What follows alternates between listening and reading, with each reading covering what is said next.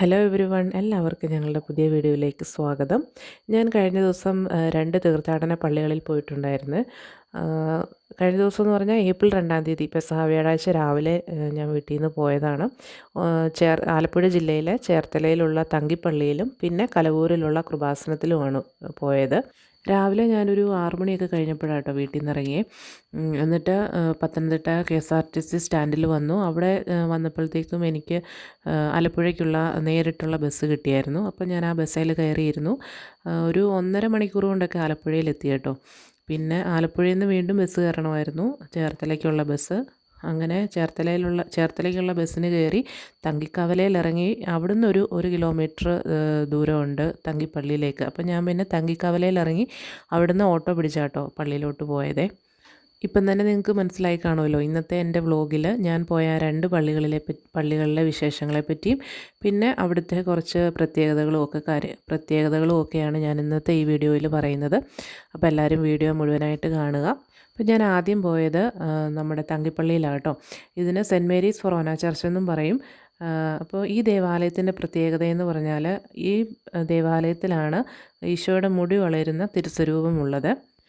ചേർത്തലയ്ക്ക് സമീപമുള്ള തങ്കിക്കവലയിൽ നിന്നും ഏകദേശം 1 കിലോമീറ്റർ അകലെയാണ് തങ്കിപ്പള്ളി സ്ഥിതി ചെയ്യുന്നത്. അത്ഭുതങ്ങളുടെ കലവറ എന്നാട്ടോ പ്രദേശവാസികളൊക്കെ ഈ തങ്കിപ്പള്ളിയെ വിശേഷിപ്പിക്കുന്നത്. 1936 ഈശോയുടെ ഈ തിരുസ്വരൂപം സ്ഥാപിച്ചതിൽ പിന്നെയാണ് തങ്കിപ്പള്ളി എല്ലാവരിലേക്കും അറിയപ്പെട്ടു തുടങ്ങിയത്. 1936 ആദ്യമായി ഈശോയുടെ തിരുസ്വരൂപം സ്ഥാപിച്ച സമയത്ത് തോളറ്റം വരെ മാത്രമുണ്ടായിരുന്ന മുടി കാലക്രമേണ അത് വളർന്ന് ഇപ്പം കൈമുട്ടുകൾക്ക് താഴെ വരെ വളർന്നിട്ടുണ്ട് കേട്ടോ. അതെങ്ങനെ മനസ്സിലാക്കിയെന്ന് വെച്ച് കഴിഞ്ഞാൽ, ഈ തിരുസ്വരൂപം സ്ഥാപിച്ച സമയത്തെ ഫോട്ടോയും പിന്നീട് വന്ന മാറ്റങ്ങളും ഇവർ ശ്രദ്ധിക്കുന്നുണ്ടായിരുന്നു. അപ്പോൾ അങ്ങനെയാണ് ഈശോയുടെ മുടി വളരുന്നു എന്ന് എല്ലാവരിലേക്കും അറിയപ്പെട്ടു തുടങ്ങിയത്. അപ്പോൾ നമ്മൾ പള്ളിയിൽ വന്നു കേട്ടോ. ഇതാണ് ഞാൻ പറഞ്ഞ സെൻറ്റ് മേരീസ് ഫൊറോന ചർച്ച്, അല്ലെങ്കിൽ തങ്കിപ്പള്ളി എന്ന് പറയുന്ന ദേവാലയം. ഞാൻ ചെന്നപ്പോൾ അധികം ആൾക്കാരൊന്നും ഇല്ലായിരുന്നു കേട്ടോ. ആൾക്കാർ കുറവായിരുന്നു. കാരണം ദുഃഖവെള്ളിയാഴ്ചയാണ് ഈ ദേവാലയത്തിൽ അധികം പേരും വരുന്നത്. ഇതാണ് ദേവാലയത്തിനകം. ഞാൻ ചെന്ന സമയത്ത് ദുഃഖവെള്ളിയാഴ്ചത്തേക്കുള്ള ഒരുക്കങ്ങളൊക്കെ ഇവിടെ നടന്നുകൊണ്ടിരിക്കുമായിരുന്നു. ആൾക്കാരൊക്കെ ഉണ്ടായിരുന്നു, എന്നാലും അധികം തിരക്കൊന്നും ഇല്ലായിരുന്നു. പിന്നെ അവിടുത്തെ മെയിനായിട്ടുള്ള ഒരു നേർച്ചയാണ് പിടിയേരി സമർപ്പണം എന്ന് പറയുന്നത്.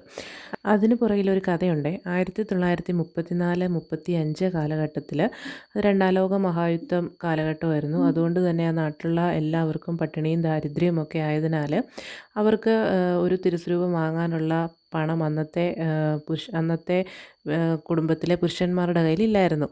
അങ്ങനെ ആ നാട്ടിലെ വീട്ടമ്മമാരെല്ലാം കൂടെ ഒത്തൊരുമിച്ച് ഒരു നേരം ആഹാരം പാകം ചെയ്യാൻ ഉപയോഗിക്കുന്ന ഒരു പിടി അരി അവർ മാറ്റിവെച്ച്, അങ്ങനെ 1 വർഷക്കാലം മാറ്റിവെച്ച അരികളെല്ലാം വിറ്റ പൈസയ്ക്കാണ് അവർ ആ തിരുസ്വരൂപം, അതായത് ഇപ്പം കാണാൻ പോകുന്ന ഈ തിരുസ്വരൂപം വാങ്ങി അവിടെ സ്ഥാപിച്ചതെന്നാണ് പറയുന്നത് കേട്ടോ.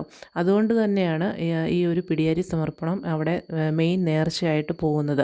അതുമാത്രമല്ല, ആ അരി ഉപയോഗിച്ച് കഞ്ഞി ഉണ്ടാക്കി കുടിച്ചവർക്ക് പലർക്കും ഉദരസംബന്ധമായിട്ടുള്ള രോഗങ്ങൾ സൗഖ്യമായ കഥയുമുണ്ട്. അതുകൊണ്ട് തന്നെ ഇവിടുത്തെ പ്രധാന നേർച്ചയാണ് പിടിയരി സമർപ്പണം. പിന്നെ പറയാനായിട്ടുള്ളത് കാണിക്ക മാതാവിൻ്റെ ഈ ഒരു തിരുസ്വരൂപമാണ്. ഇതിൻ്റെ പ്രത്യേകത എന്ന് പറഞ്ഞാൽ, മക്കളില്ലാത്ത ദമ്പതികൾ ഈ കാണിക്ക മാതാവിൻ്റെ അടുത്ത് വന്ന് പ്രാർത്ഥിക്കുകയും അതുവഴിയായി അവർക്ക് കുഞ്ഞുങ്ങളെ ലഭിക്കുകയും ചെയ്തിട്ടുണ്ട്. അങ്ങനെ കിട്ടുന്ന കുഞ്ഞുങ്ങളെ ആ കിടക്കുന്ന തൊട്ടിലിൽ കിടത്തി മാതാവിന് കാണിക്കയായിട്ട് സമർപ്പിക്കുകയും ചെയ്തു വരുന്നു. ഇതാണ് ഈശോയുടെ മുടി വളരുന്ന ആ അത്ഭുത തിരുസ്വരൂപം. 1936 ആദ്യമായി ഇതിവിടെ സ്ഥാപിച്ച സമയത്ത് തോളറ്റം വരെ മാത്രമുണ്ടായിരുന്ന മുടി കാലക്രമേണ അത് വളർന്ന് ഇപ്പം കൈമുട്ടുകൾക്ക് താഴെ വരെ ആയിട്ടുണ്ട്.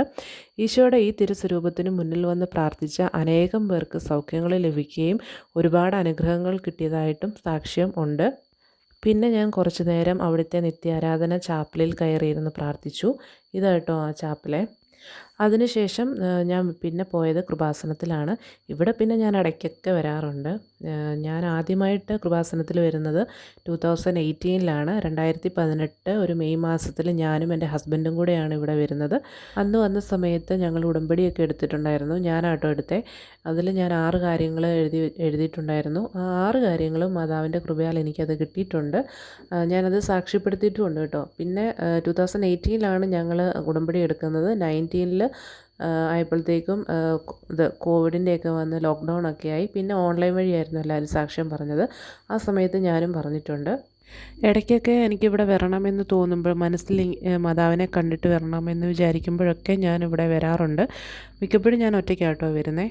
അവിടെ ചെന്നിരുന്ന് കുറച്ച് നേരം ആ പള്ളിക്കകത്തിരുന്ന് പ്രാർത്ഥിക്കുമ്പം എന്തോ ഒരു മനസ്സിനൊരു സുഖം കിട്ടും. അതെനിക്കറിയത്തില്ല. എനിക്ക് ഭയങ്കര ഇഷ്ടമാണ് ഇവിടെ വരാനും ഇവിടെ വന്ന് മാതാവിൻ്റെ അടുത്ത് കുറച്ച് നേരം ഇരിക്കാനൊക്കെ എനിക്ക് ഭയങ്കര ഇഷ്ടമുള്ള കാര്യമാണ്. ഞാൻ ചെന്ന ദിവസം ആൾ കുറവായിരുന്നു കേട്ടോ. കുറവെന്ന് പറയാൻ പറ്റത്തില്ല. എന്നാലും പതിവിലും ഒരു തിക്കും തിരക്കും ഒന്നും ഇല്ലായിരുന്നു. അതുകൊണ്ട് തന്നെ എനിക്ക് നല്ല സമാധാനമായിട്ട് കുറച്ച് നേരം അവിടെ ഇരിക്കുവാനും നന്നായിട്ട് പ്രാർത്ഥിക്കുവാനും ഒക്കെ കഴിഞ്ഞു. അതിനുശേഷം ഞാൻ തിരിച്ച് പത്തനംതിട്ടയിൽ ഒരു 5 മണി കഴിഞ്ഞപ്പോൾ എത്തിയേ. എന്നിട്ട് ഞാൻ അവിടെ ഒരു ജ്വല്ലറിയിൽ കയറി നമ്മുടെ ലിയാം മോനൊരു ഗിഫ്റ്റൊക്കെ മേടിച്ചിട്ടുണ്ടായിരുന്നു. അപ്പോൾ അത് ഞാൻ അടുത്ത വീഡിയോയിൽ കാണിക്കാം. അങ്ങനെ അതൊക്കെ വാങ്ങി ഞാൻ വീട്ടിൽ വന്നപ്പോഴത്തേക്കും 7 മണി കഴിഞ്ഞു. 7 മണി 7:30 ആയി.